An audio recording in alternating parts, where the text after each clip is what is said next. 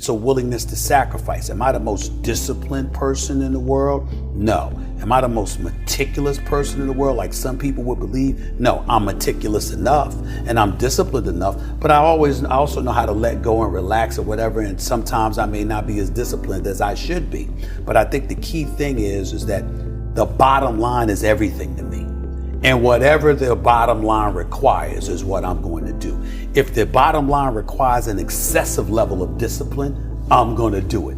If I can slack off a little bit and still achieve that goal, I might pick and choose from time to time to slack off just a little bit. Yeah. But to me, it's whatever the moment or the situation demands. And I'm a bottom lines oriented kind of person. I have an assistant. I have people who work for me. I have people who work with me. They'll tell you I'm very bottom line kind of guy. If you tell me that the job is going to get done, and the job is going to get done in an excellent fashion, and it requires 90% effort, I'll let you go with that. I'll let you get away with that. I'm not going to sweat it. But if this requires 100%, and you give me 99, I might want to fire you. Because I'm about getting the job done. Sure. It's about the results. And I think that, unfortunately, when we look at our generation today, not enough people preach about that. Why do you think that is? Because I think that we live in a society where people have become masters at pointing the finger at other people about reasons why things don't get done. I think there's too much explanation that goes on. What you taught me to do is to engineer risk into my life. Correct. So now every time I'm faced with a decision, or sometimes even when I'm not faced with a decision, I just think, how can I engineer more risk in this situation? Whereas before, I would try my hardest to engineer less risk in the situation, which meant growth was slow, and I played it safe, and at the end of the day, it didn't matter anyways. What, so a couple people thought I failed? Yeah, so you played, instead of playing to win, you played not to lose. And one of the, not new concept, we talked about it when you were there a few years ago.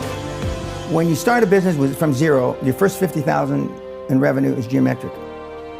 Your next 500,000. Explain that to people. So when you start a business, any business, those first 50,000 in revenue is geometric. Because it comes from zero, nothing. Right, because from 0 to 50, you're just obviously okay, and then 50, from 0 to 500 is geometric. Okay, Microsoft started that way, Facebook started that way, Google.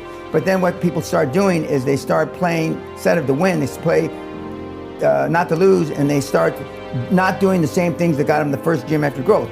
But the other more important thing, in my judgment, and it's really proven really beneficial to the kids in the last year or two, is that first million in revenue, because we buy revenue.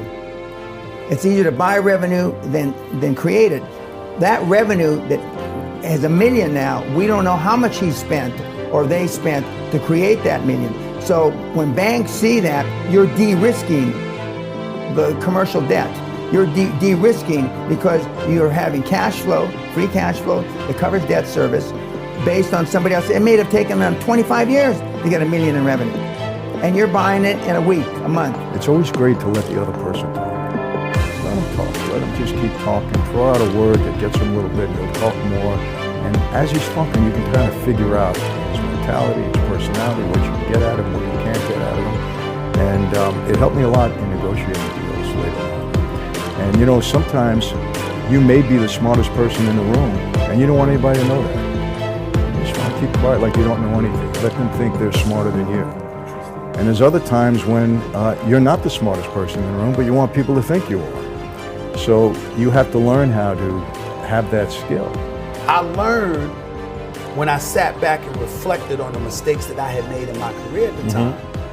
I learned that no boss wants to talk to anybody that doesn't have solutions. There's a flip That is side. very true. There's a flip side. Yeah. I've never met a boss that doesn't want to talk to someone with solutions. See the difference? Now, if you don't want to talk to somebody with problems, and you don't want to talk to somebody with solutions, then to me, you're the problem. Because you're not trying to solve. You want to go with status quo. You're perfectly fine with flowing along, just Safe, to get along, secure. safe, secure, whatever. But when you're trying to win, you're constantly looking to get better.